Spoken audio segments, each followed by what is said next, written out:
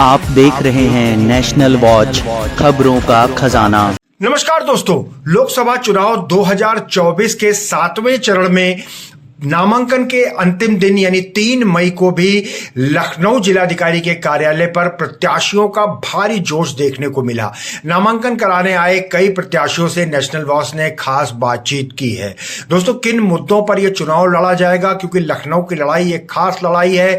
एक तरफ यहां रक्षा मंत्री और पूर्व सांसद राजनाथ सिंह मैदान में है, दूसरी ओर निर्दलीय और सभी प्रमुख दलों के प्रत्याशी इस चुनावी मैदान में उतरे हुए हैं। दोस्तों, इसी के साथ एक और घटनाक्रम हुआ कि आज एक प्रेस वार्ता का आयोजन राष्ट्रीय अल्पसंख्यक अधिवक्ता परिषद ने किया।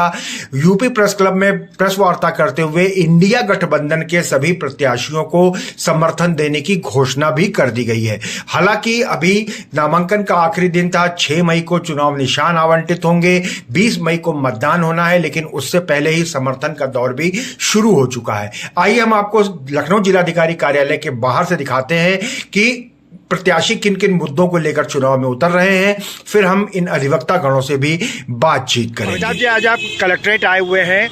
पार्टी कौन कौन सी सीटों पे चुनाव लड़ रही है और क्या लखनऊ से भी प्रत्याशी उतार रहे हैं? आज़ाद अधिकार सेना ने करीब 8 सीटों पे उत्तर प्रदेश में चुनाव लड़ रही है, एक बिहार में और एक महाराष्ट्र में। इनमें 2 सीटों पर चुनाव हो गया है। आज यहाँ लखनऊ में हमारे प्रत्याशी श्री राघवेंद्र सैनी पर्चा भर रहे हैं और मुझे उम्मीद है कि हमारे प्रत्याशी हमारी पार्टी के जो बुनियादी सिद्धांत हैं उनका पूर्ण पालन करते हुए चुनाव में सहभागिता करेंगे। जी सर, एक तरफ तो मोदी जी अपनी गारंटी दे रहे हैं, मुख्य लड़ाई जो है वो भाजपा से मानी जा रही है। ऐसे में कौन कौन से मुद्दे रहेंगे जिनको लेकर के आज़ाद अधिकार सेना मैदान में उतरेगी? देखिए, हमारी नई पार्टी है, हमारी छोटी पार्टी है। हमारे मूल सिद्धांत अन्याय, अत्याचार और भ्रष्टाचार का विरोध है। हम उन्हीं बुनियादी सिद्धांतों पर काम कर रहे हैं और आगे भी उस पर काम करेंगे। जी मैम, क्या कहना चाहेंगी? आज हमारे प्रत्याशी राघवेंद्र सैनी पर्चा दाखिल कर रहे हैं और जगहों से भी हमारे प्रत्याशी खड़े हुए हैं। हमारा मुख्य मुद्दा चुनाव का अन्याय, अत्याचार और भ्रष्टाचार के खिलाफ आवाज़ उठाना, लोगों को जागरूक करना है और इस चुनाव के माध्यम से भी हमारे पार्टी की यही कोशिश रहेगी। जी, अली भवानीगंज लखनऊ से हूँ। मैं लोकसभा का पर्चा आज दाखिल किया है और मैं इलेक्शन लोग हमको लड़वा रहे हैं। सबने वायदा किया मैं आपको जीत के भेजूँगा। मेरी कोशिश रहेगी कि ज़्यादा से ज़्यादा मतों से जीते हैं और हमारा जो जिससे लड़ाई हमारी बीजेपी से, श्री राजनाथ सिंह जी से हमारी टक्कर है और हम लोग सब मेहनत करेंगे, काम करेंगे। इस वक्त देश जो है बहुत बुरी हालत में है, बहुत समस्याएं हैं। सबसे ज़्यादा समस्याएं बच्चों की नौकरी की है, नौकरियां मिल नहीं रही हैं, बच्चे परेशान हैं, कोई रोजी रोटी नहीं देख रहा है, महंगाई अलग बढ़ती चली जा रही है। देश में सिर्फ झूठ चल रहा है, सिर्फ झूठ, बस और कुछ नहीं है। मीडिया सब खरीदी जा चुकी है, कुछ नहीं हो रहा है और सोशल मीडिया अगर ना हो तो मैं समझता हूँ कि आम जनता को कोई बात ही ना पता चले क्या हो रहा है क्या नहीं हो रहा है। नमस्कार, मेरा नाम मृदुल कुमार श्रीवास्तव है और मैं अधिवक्ता के रूप में कार्य करता हूँ और मैं इस बार 35 लखनऊ लोकसभा से निर्दलीय प्रत्याशी के रूप में अपना नामांकन आज करने जा रहा हूँ। जैसा कि आप लोग जानते हैं कि हर प्रत्याशी का एक अपना मुद्दा होता है और अपने मुद्दों के साथ वो अपने चुनाव में अपनी आवाज़ उठाता है। साथियों, मैं इस चुनाव को इस वजह से लड़ रहा हूँ कि शिक्षा और स्वास्थ्य हमारे देश में जो सबसे बड़ी और बेरोजगारी, महंगाई, ये 4 चीज़ें ऐसी हैं जिन पर काम होना बहुत ज़रूरी है। अगर हम सबसे पहले शिक्षा की बात करें तो हमारे सबसे जो प्राथमिक लेवल के स्कूल हैं, प्राथमिक विद्यालय जिनको कहा जाता है, उनमें कक्षा 1 से लेकर 5 तक के बच्चों को शिक्षा दी जाती है। किसी भी सरकारी कर्मचारी का बच्चा उस स्कूल में नहीं पढ़ता है। आप इस बात को अच्छी तरह से देखें और समझने परखने का प्रयास करें। चाहे वो पुलिस विभाग में कोई व्यक्ति नौकरी कर रहा हो, चाहे स्वास्थ्य विभाग में कर रहा हो, चाहे रेलवे में कर रहा हो, चाहे वो जिस विभाग में हो, जो भी व्यक्ति सरकारी कर्मचारी है उसका बच्चा उस प्राथमिक सरकारी विद्यालय में नहीं पढ़ता है। ये पहली चीज़ तो दोहरी व्यवस्था हमारे सरकार की है और उसको जिस तरह से अभी एक वैक्सीन वाला मामला अभी कोविड-19 आया था कि हर व्यक्ति को उन्होंने वैक्सीन जरूरी कर दिया था कि बिना वैक्सीन के आप ना ट्रेन में यात्रा कर पाएंगे, ना बस में जा पाएंगे, ना किसी सरकारी कार्यालय में जा पाएंगे। उसी तरह से जितने भी सरकारी कर्मचारी हैं उनके ऊपर ये नियम लागू होना चाहिए। उनके जितने भी बच्चे होंगे कक्षा 1 से 5 तक की उनकी पढ़ाई प्राथमिक विद्यालय में ही होगी। कारण ये है कि आप जानिए आज जो जितने भी शिक्षा माफिया हैं उन्होंने इसी बात का फायदा उठाकर अपने स्कूलों की फीस इतनी ज़्यादा महंगी कर रखी है कि जो भी उनके पेरेंट्स से माता पिता हैं वो खाली बच्चों की फीस जमा करते करते उनको पढ़ाते हुए परेशान हो जाते हैं। पहली बात तो हमारी ये हो गई शिक्षा पर। दूसरी बात आइए स्वास्थ्य पे कर लेते हैं। अभी हम सभी लोगों ने देखा एक वैश्विक बीमारी कोविड-19 है, जिसमें हमारे माननीय प्रधानमंत्री ने थाली और ताली बजवा दिया। थाली और ताली बजवाने से न तो भूत भाग रहे हैं, न प्रेत भाग रहे हैं, न किसी मंदिर का घंटा नहीं चल रहा। लेकिन एक उन्होंने ऐसी मानसिक व्यवस्था बनाई कि थाली और ताली बजाइए। उसके बाद एक इंजेक्शन आया, उसको जो अभी कोविड शील्ड अभी आप देख रहे हैं। और आपको मैं बता दूं, मैंने कोई भी कोरोना का इंजेक्शन नहीं लगवाया।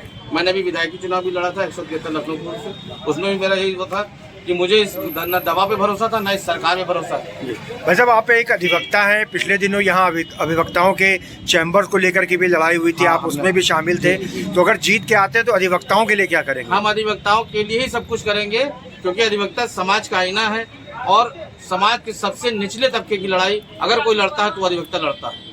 आप ये बिल्कुल अच्छी तरह जाने कि हम अपना मैक्सिमम टाइम इस कचहरी में देते हैं, जो न्याय का मंदिर है और न्याय की देवी हम जिसकी पूजा करते हैं, वो उस देवी की हम कसम खाते हैं। अगर हम चुनाव जीत के आते हैं तो अधिवक्ता और अधिवक्ता के साथ हमारा वो निचले स्तर का जो समाज है, जो दबा कुचला है, जिसको हर चीज़ से वंचित रखा जाता है, हम उस तक अपने आप को ले आके पहुँचाएंगे और उसके लिए काम करेंगे। मृदुल जी, जब अधिवक्ताओं के लिए संघर्ष कर रहे थे तो हमने देखा आप मंच से गाना गा कर के भी लोगों को प्रोत्साहित कर रहे थे, तो क्या चुनाव प्रचार में भी आपका ये रंग देखने को मिलेगा? बिल्कुल मेरा ये रंग देखने को मिलेगा, क्योंकि हम जैसे हैं वैसे ही रहते हैं। हमारे अंदर कोई बनावटीपन नहीं है। गाना मेरा शौक है, मेरा पैशन है। और गाने से आपको अगर पता हो तो भारत की लड़ाई में, आज़ादी की लड़ाई में वीर रस के गाने गा कर उन्होंने जनता को जगाने का काम किया। और हम इसमें प्रेम रस, वीर रस, वात्सल्य रस, हर तरह के गीतों को गाकर अपनी जनता को वो संदेश देंगे जो आज तक उन्हें दिया नहीं गया जी। उनको अधिवक्ताओं का क्या सपोर्ट रहेगा? मृदुल भाई ने जो है इस जो धरना था उसमें जान लाई थी मृदुल भाई। और अधिवक्ता सारे अधिवक्ता, हम ही नहीं, जो यहाँ थे हमारे साथ थे वो भी अधिवक्ता मृदुल भाई के साथ है, और जो यहाँ नहीं धरने पे वो भी अधिवक्ता मृदुल भाई के साथ है। जो भी आज नामांकन का 7वें चरण के नामांकन का आज आखिरी दिन था और लखनऊ से भी बड़े बड़े नाम आए हैं, तो अधिवक्ता समाज किसको समर्थन कर रहा है लोकसभा चुनाव में? देखिए, आज प्रेस क्लब में राष्ट्रीय अल्पसंख्यक द्वारा एक इंडिया गठबंधन को सभा करके समर्थन देने की घोषणा की गई। उसमें राष्ट्रीय अध्यक्ष आदरणीय शब्बू भाई हमारे राष्ट्रीय अध्यक्ष जी हैं, और उनकी पूरी टीम ने आज इंडिया गठबंधन को समर्थन दिया है और एक संदेश दिया है कि संविधान को बचाना है। यहाँ से तो संविधान देश का खत्म होने जा रहा है, उस संविधान को बचाना है। और भारी तादाद में हमारे अल्पसंख्यक समाज के लोग आए, उसमें सिख समाज के लोग हैं, क्रिश्चियन समाज के लोग हैं, माइनॉरिटी के हैं। सभी लोगों ने एकजुटता दिखा करके इंडिया गठबंधन को जिताने की अपील की है कि संविधान को बचाना है और भाईचारा लाना है। जी, ये इंडिया गठबंधन का समर्थन लोकसभा चुनाव तक ही है कि उपचुनाव भी हो रहा है लखनऊ उत्तर की सीट? नहीं, इंडिया गठबंधन को समर्थन ही है, मगर इंडिया गठबंधन के साथ साथ जो उपचुनाव हो रहा है वो इंडिया गठबंधन के अंतर्गत आता है। इसलिए हमारे राष्ट्रीय अध्यक्ष ने ये भी संदेश दिया है कि इंडिया गठबंधन में चाहे वो कांग्रेस के प्रत्याशी लड़े हों, चाहे समाजवादी पार्टी के प्रत्याशी लड़े हों, इन दोनों का इंडिया गठबंधन में हृदय से स्वागत है। और एक संदेश दिया है कि इंडिया गठबंधन को अल्पसंख्यक के जितने भी लोग हैं वो भारी बहुमत से को जिताकर सदन में भेजेंगे। जी, तो भैया किन किन मुद्दों पे आप इंडिया गठबंधन को आप समर्थन दे रहे हैं? कि इंडिया गठबंधन का मैनिफेस्टो आप देख ही है कि महिलाओं के लिए रक्षण, किसानों के लिए रक्षण, युवाओं के लिए रोजगार, आपने देखा ही है। और जो एक भाईचारा 15 सालों में खत्म हो गया, जो नफरत की आग चारों तरफ फैल रही है, उस नफरत की आग को बुझाना है और एक अच्छा संदेश देना है। इंडिया गठबंधन का मतलब भारत हमारा है, भारत हमारा है, हम भारत के वासी हैं। लेकिन बीजेपी द्वारा भी लगातार कहा जा रहा है इस बार लखनऊ सीट से 5 लाख वोट से जीतेंगे, उसको लेकर क्या कहेंगे? भाजपा क्या कहती है हमें उस पर टिप्पणी नहीं करनी।